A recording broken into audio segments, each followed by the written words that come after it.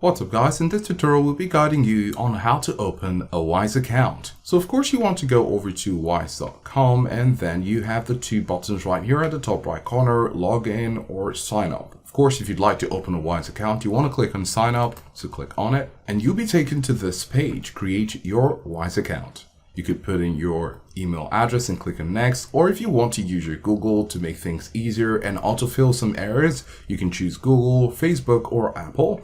And then of course you could proceed. Now creating a bank account requires inputting some sensitive information such as your name, your email address, your date of birth and others. And we already have our account and we don't want to duplicate having more accounts. However, the process is simple to follow. You just simply need to follow any of these steps and the next pages that will show will be easy for you to fill. And then of course you might want to create a password in order to secure your account, set up your two-factor authentication, which again will be easily guided once you're in your account. And this is our Wise account, and this is where you'll be once you follow the steps we've just explained. You can see home, cards, transactions, payment, recipients, and insights. And depending on your country, you might be having some more options such as sending or receiving funds, etc. So these are the steps to follow in order to open a Wise account.